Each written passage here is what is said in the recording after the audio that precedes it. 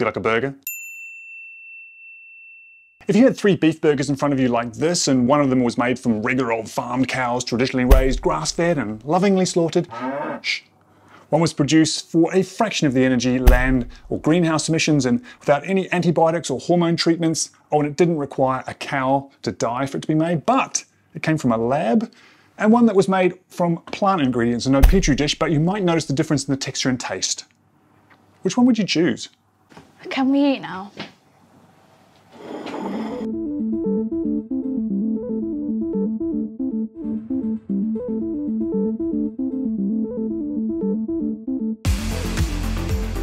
That's pretty much going to be the subtext in any marketing pitch for how lab-grown and other fake meat is sold. So in this video, I want to explore the arguments for and against, okay, spoiler alert, mostly for, alternatives as best as I can before you start seeing them in the yet-to-be-created alt meat section at Tesco's. I'm going to concentrate on lab-grown meat or cellular agriculture, but I will touch on plant-based meat imitators a bit later as well. If you're new to this idea, your first instinct could well be, or this is the first step on the way to us being battery farmed in the Matrix. But there's a lot more to this issue than whether meat is grown in a petri dish or inside a living animal. Lab-grown beef may possibly use 45% less energy and 99% less land and release 96% fewer greenhouse gases. If its potential is realized, we could free up currently farmed land and pay farmers to rewild their land instead. Wilderness could return as a public investment like a park, a carbon sink, or for tourism. So how likely is this future? Singapore has recently given the regulatory green light for synthetic or cultivated meat,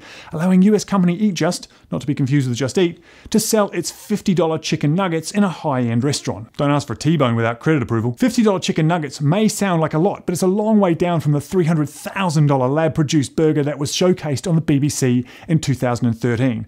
Those humble nuggets could turn out to be as profound and world-changing as the first website on the internet, because in the same way that the internet drove the price of sharing information almost to zero in the space of a decade, the price and environmental cost of meat protein could be in for a similar shock. Okay, currently, not even the best estimates suggest near zero meat costs at the supermarket, but once you factor in the externalities of even the most thoughtful traditional farming, the arrival of lab-grown meat is revolutionary. In order to understand why there might even be a market for this stuff at all, considering people's first impression, it's important to understand the system problem with regular old farmed meat.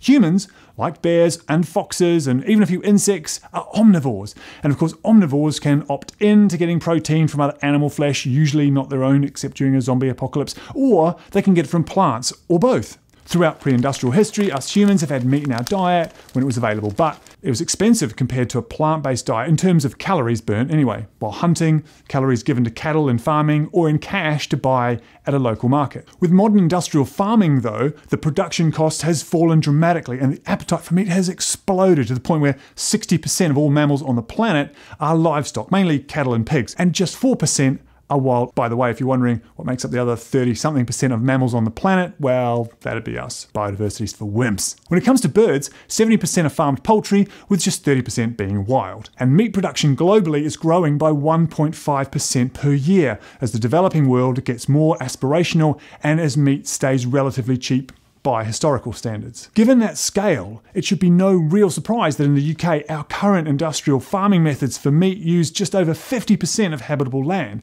and produce 9% of all greenhouse emissions, not to mention the pollution of rivers and canals from farming effluent. Basically, farms don't have the equivalent of a sewage system for a mammal population more than double the size of humans. Changing those numbers both here and globally is something that a lot of people are thinking about alongside animal welfare issues, but not very many of them want to become vegan in order to do it.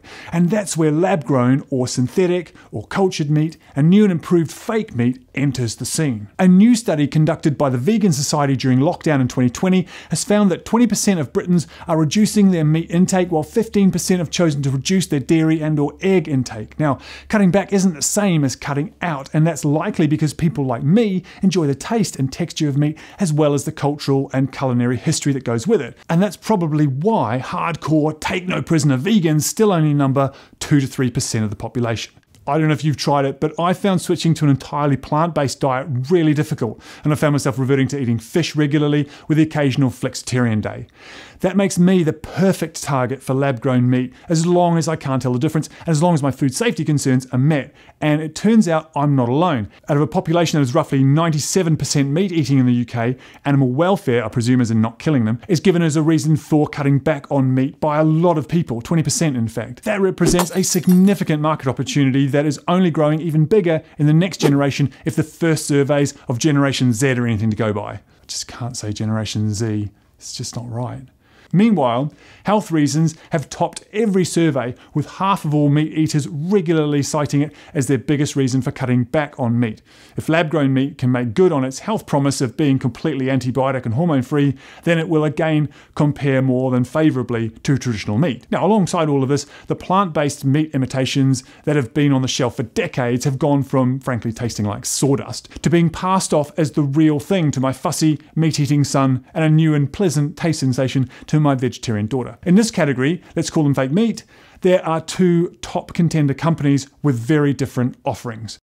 The first one is Beyond Meat, which just uses regular plant ingredients imaginatively and is available in the supermarkets of the UK already. It's their burgers that fooled my son. The sausage is just weird though. Why, Beyond Meat, are you not just making sausage shapes from the regular burger recipe? Or is this just me? This product has more salt than traditional meat, but it has less fat and less cholesterol, no antibiotics, and is higher in certain vitamins and minerals. And two, Impossible Foods, which has found a way to genetically engineer heme by inserting soybean DNA into modified yeast. Heme is a protein with very similar properties to the hemoglobin you find in blood. What all that means is that your taste buds are fooled into believing you're eating meat. According to the CEO of Impossible, they are after the omnivores that want to do the right thing but can't bring themselves to go vegetarian or vegan. So, in the fake meat categories, you've basically got non-genetically modified versus genetically modified plants.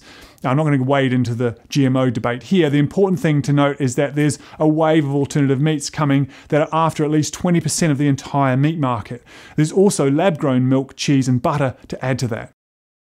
The tipping point of when these products will hit mainstream adoption, of course, comes down to a combination of public acceptance and retail cost. Non-animal proteins, such as those used to create lab-grown meat, are still a pharmaceutical product and really expensive, the most expensive part of the process. But scale is being worked on by the likes of Dutch startup Mossa Meat, where they claim to have already cracked a process that could produce a $10 burger patty. Where there's a market, there's a way to drop the cost to meet it, basically. So don't expect to wait too long unless there's some currently unlikely public backlash against lab-grown meat.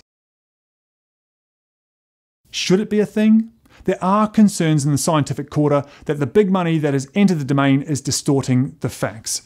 For instance, clean meat does not require antibiotics or hormones, making it safer for consumers. It may be created without controversial growth hormone drugs, but cells growing outside the body can't grow without proper hormonal signals and growth triggers that tell them to. Whether these new hormones are safer hasn't been made clear. They may well be, but I didn't manage to find anything about them. Let me know in the comments if you know about this area. I'd really appreciate it.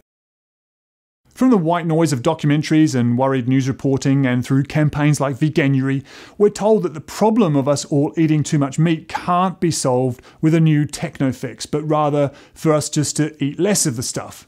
This sort of comment I came across from scientists and vegans generally while researching this kind of misses the point. This do-without version of the future I find baffling. Doing slightly less harm by cutting back on something harmful to animals and the environment may seem logical, but if there's an option that can upend the harm almost entirely, isn't that wiser? In the mid-19th century, the world's appetite for whale oil to light the lamps of city streets, among other uses, was leading to the fast extinction of whales. Now, it could have been said, let's cut back on city lighting, which in the absence of any other solution would have seemed reasonable. But it wouldn't have solved the problem. Rollout of electric lamps didn't save the whales on its own, but it sure was better than cutting back on lamp lighting. What do you think? Is lab-grown meat like electric lighting? For my money, I'm inclined to stick with the plant-based Beyond Meat burgers for now, which do a pretty good impression of meat already. Impossible Foods aren't on sale in the UK yet, so I've not tried them. But I'm definitely in the could-be-convinced category for lab-grown meat at this stage. What about you?